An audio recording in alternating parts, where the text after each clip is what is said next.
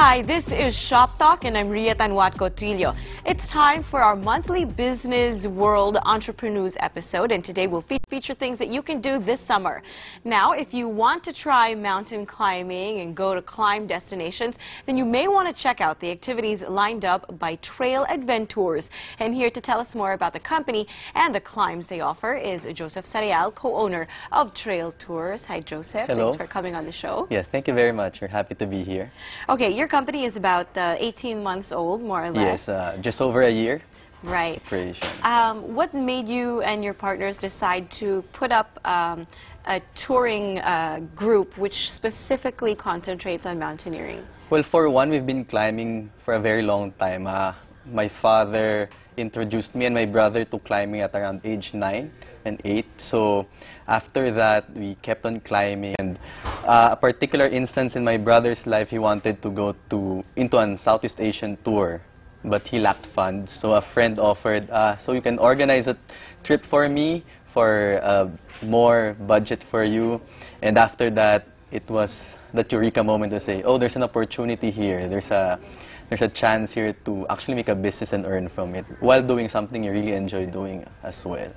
Great. Okay, so how big are the groups that you take around? Well, we can go as small as 6 or less because we do personalized tours as well. But usually the group tours we have range from 12 to 24 to around 36 at the most. But that's the maximum we try to achieve because we don't want too high impact for the environment by bringing big groups into the mountain. But it also depends on the destination because some destinations have a larger carrying capacity than other destinations. Right. Okay. And are all the climbs like? Because when you say mountaineering, in my mind, it's like, okay, let's pitch up the tents and sleep on a hillside. Or do you have tours that are like just for the day? Yeah, actually, we have what we call the Saturday Club. The Saturday Club, they're all-day hikes, meaning you leave early in the morning and be back maybe late afternoon or at the evening. But we have that often on a weekly basis. So yeah, we also have climbs that though they are overnight climbs, you don't actually have to pitch a tent. We sleep with the communities inside the mountain, so you get to sleep in the school of the community or a lodge built by the community in the area. Oh, okay, very nice. And how would you identify your client base? Is it a lot of young people, college students, or you get like a sort of more middle-aged crowd or young families? Well, the majority of what we have are young professionals, but we also have had experiences with let's say the wiser and the older generation in their late 30s or 40s. You put that very nicely. But we really have it's a very interesting mix because we have as young as 9 years old joining us and as old as 70 joining us as well. And also a mixed students from different professions. So it's very interesting to join because you meet different kinds of people as well. Okay, what physical fitness level do you have to be at in order to do the climbs? I mean, obviously it would vary per destination, but the minimum fitness level you need. Well, you should be able to walk. That's a minimum. But we really don't, we are not that strict, but we always remind our participants to know that you're entering into physical activity because there's no way for us really to determine your fitness level, but it's a constant reminder that we give to our participants that you're entering into a physical activity. We describe the trail. We have a sort of a difficulty level that we give. And the more difficult hikes, we go to a pre-climb orientation. Some we ask for a medical certificate. But when you talk about a minimum, I think you have to have a decent active lifestyle at least. But sometimes we say that mountaineering is also sort of an exercise. You can try the easier climbs first, then gradually go up. Like running a marathon, you start with 3K first, then go to 5K, then 10K, then eventually the more difficult runs. Right, yeah. Okay. And what's the price range for the tours? Well, our day hikes are usually priced at 1.4. That's usually inclusive of everything except your meals, but your transportation, a very able adventure guide is with you, an ID, the registration fees, local guide fees. So it's usually placed at 1.4. Our overnight trips will play at around 3.8 and up, depending again on the destination. Right. And what's the seasonality of climbing? I guess now is a good time since we're Yes. not seeing too much rain. Yes. Summer, really, the best months to climb are summer because it's warmer. But there are others who prefer also the rainy season because they don't want it too hot. But right now, it's a very unpredictable.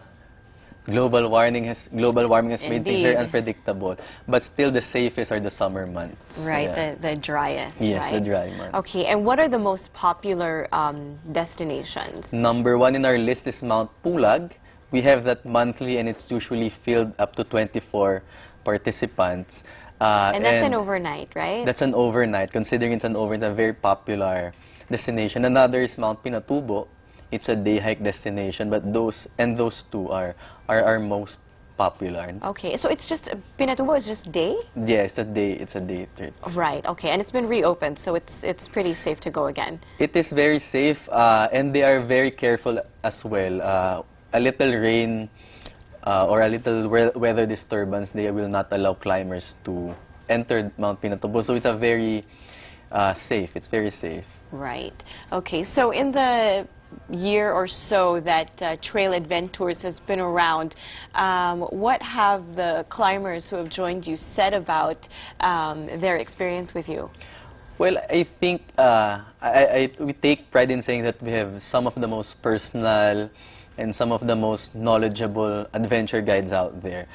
We require, because it's a mountaineering activities, we require guides to be mountaineers. At least 3 years of climbing experience.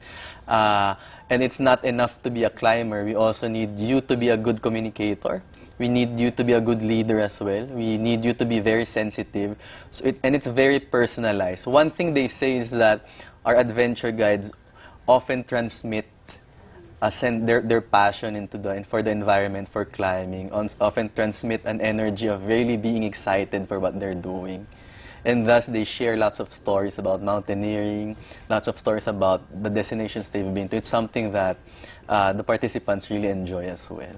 Right. I mean, you clearly have that passion for mountaineering. And when you are hiring guides for your company, are these necessarily people that you've known for a long time for a mountaineer, or you just get like outsiders really just applying? Well, for now, because it's a very young company, we're very careful about the quality of what we do. So most are our friends. We've been climbing for 5, 7, 10 years.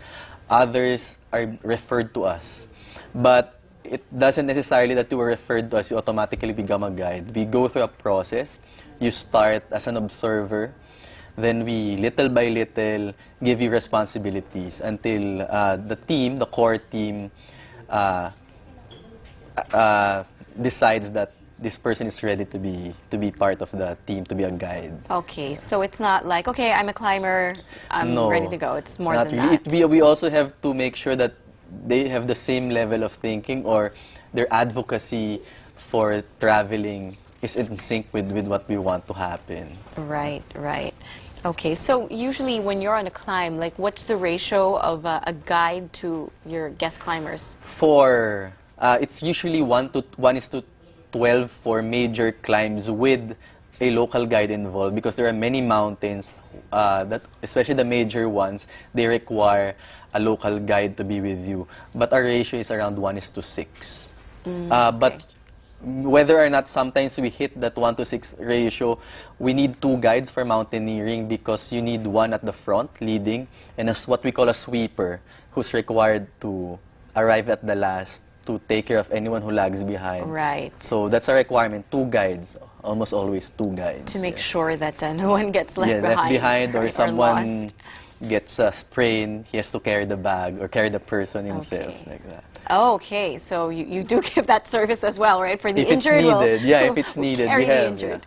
because no Right. one will take the person. Right, right, right. And when you first started Trail Adventours, how did you get word out that you were offering the service? Well, we had friends who were interested in climbing, that's one. But very lucky enough for us, we have a good friend who we've been climbing for lots of years. And his blog is very prominent, PinoyMountaineer.com. Gideon Lasco actually, in a way, gave word that there's this good mountaineering group that's offering this climb. So he was very also a big factor in Trail Adventures getting the word out. Wow. So we were lucky. Gideon Lasco cut us some slack in marketing, really. Right. Okay. And in what you do in running this business, what would you say is the most enjoyable thing aside from the simple joy of mountaineering itself? Many people ask us what's the favorite mountain that we climb, or hindi ba kayo nagsasawa? Don't you get fed up of climbing the same mountain? But we actually say no, because we enjoy climbing with new people. I think that's one factor that keeps us going. You know, these people, when they see how beautiful the country is, they just grow up and they just express the desire to explore more, and that gives us the energy, the inspiration to keep pushing. You know, sometimes we've climbed the mountain for 5, 8 times, but a different set of people, or the same people, but having a different perspective of what they have been to. So that I think the people we meet, they really inspire us. We really enjoy climbing with these people with us. Okay, so I suppose you also have a lot of repeat clients. You know, they Yes. do the easy mount. But okay, what's the starting level climb, by the way? Well, we suggest the level 2 actually, Mount Manabu, Galugad Baboy. They're very good, or Batad. They're very good introductory climbs because they're fairly easy. It's a fairly short climb, around 2 hours, but there's a very good view at the top, so it's quite rewarding. Where are those mountains? I don't even know. They're in Batangas. I see. All right. Yeah. Okay, so start with that, and then when they do that and they enjoy it, I'm sure they go on to the more difficult Yes. mountains. You get a lot of repeat clients. Yes, we have many of the clients have become our friends already as well. You know, they chat with us on Facebook, always asking us the next schedule.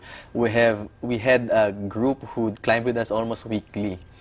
And usually it's weekly to prepare for a major climb. So he'll climb weekly for Mount Apo.